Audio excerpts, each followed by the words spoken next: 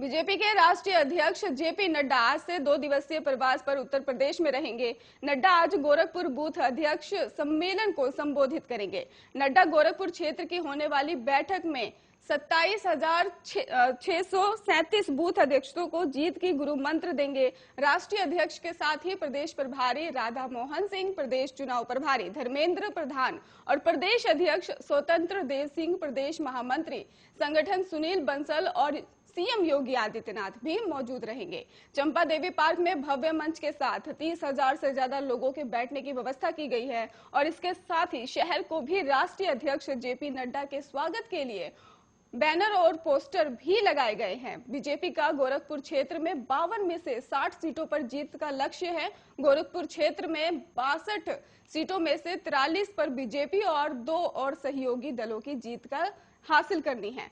पूर्वांचल में भी बीजेपी और सहयोगी दलों में साल 2017 में 164 सीटों में 115 सीटों पर जीत हासिल हुई है। 23 नवंबर को नड्डा कानपुर में बूथ अध्यक्ष सम्मेलन को संबोधित करेंगे और कानपुर में क्षेत्रीय कार्यालय के उद्घाटन के साथ ही 7 जिलों कार्यालयों का भी वर्चुअल उद्घाटन करेंगे। जेपी नड्डा आज शाम 6:15 पर ही लखनऊ में पार्टी के सीनियर नेताओं के साथ बैठक करेंगे और फिर योगी आदित्यनाथ के घर पर डिनर से पहले कोर कमेटी की बैठक में भी शामिल होंगे। सरकार और संगठन में समन्वय बनाने के लिए कोर कमेटी बनी हुई है, जिसमें सीएम, दोनों डिप्टी सीएम और बीजेपी के यूपी अध्यक्ष, पार्टी के संगठन महामंत्री और संघ के क्षेत्र प्रचारक होते हैं।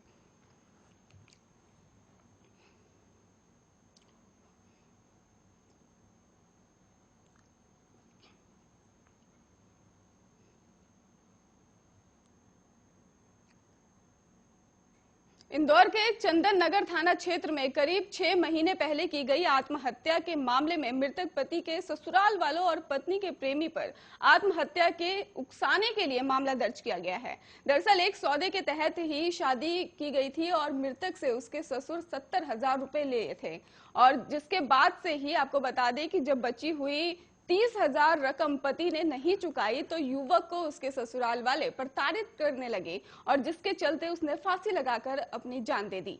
दरअसल ये पूरा मामला इंदौर के चंदन नगर इलाके का बताया जा रहा है, जहां मई महीने में एक शख्स ने फांसी लगाकर अपनी जान दे दी और जिसके बाद से चंदन नगर पुलिस ने मामले की जांच शुरू की और उसकी पत्नी, ससुर और पत्नी के प्रेमी सहित कुल 4 लोगों के खिलाफ आत्महत्या के लिए उकसाने का मामला दर्ज कर लिया।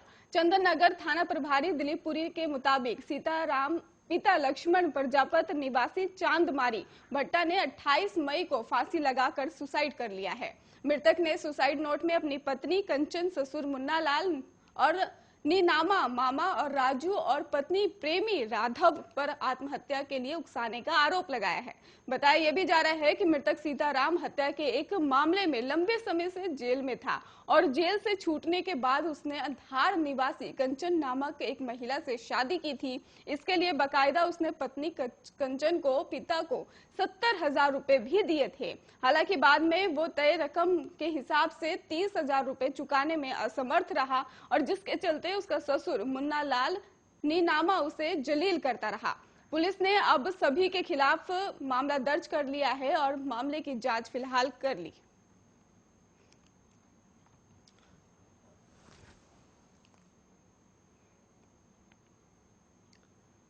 कृषि कानून की वापसी पर जेडीयू नेता केसी त्यागी ने सरकार के इस फैसले का स्वागत करते हुए कहा है कि ये किसी जीत या हार नहीं है, ये किसान आंदोलन और किसान संगठनों की एकता की जीत है। जेडीयू नेता केसी त्यागी ने कहा है कि आंदोलन में 700 किसानों की मौत हुई है। केसी त्यागी ने कहा कि 1 साल तक चला ये आंदोलन छुटपुट घटनाओं को छोड़कर गांधी जी के सिद्धांतों पर चलने वाला अहिंसक आंदोलन है और इसके साथ ही उन्होंने कहा कि लड़ाई में अभी खत्म नहीं हुई है और उन्होंने ये भी कहा कि एमएसपी पर भी कानून बनने का लड़ाई खत्म नहीं होगी। केसी त्यागी मेरठ की आशियाना कॉलोनी में एक बुनकर सम्मेलन में बतौर मुख्य अतिथि के रूप में पहुंचे हुए थे। इसी दौरान उन्होंने कहा कि ये किसान संगठनों की जीत है। उन्होंने कहा कि सरकार एमएसपी कानून बनाने की दिशा में ठोस कदम उठाए। वहीं आगामी यूपी चुनाव की लेकर भी उन्होंने जेडीयू नेता ने केसी त्यागी ने कहा है कि उनकी पार्टी यूपी में एनडीए के साथ चुनाव लड़ने की कोशिश कर रही है और इस दिशा में बातचीत चल रही है। केसी त्यागी ने कहा कि अगर बात नहीं बनी तो जेडीयू सीमित सीटों पर अपने बलबूते पर चुनाव लड़ेगी। वहीं जेडीयू नेता केसी त्यागी ने लखीमपुर खीरी कांड पर कहा कि जिस तरह से मंत्री पुत्र ने किसानों पर गाड़ी चढ़ाकर उन्हें रौंदने का काम किया है वो निंदनीय है। उन्होंने कहा कि लखीमपुर खीरी की घटना से ही पहले जिस तरह के मंत्री ने बयानबाजी की वो भी गलत था। किसान की मांग थी कि मंत्री की बर्खास्तगी होनी चाहिए। खबरों का सिलसिला लगातार जारी है, अब जुड़े रहिए आर्य न्यूज के साथ।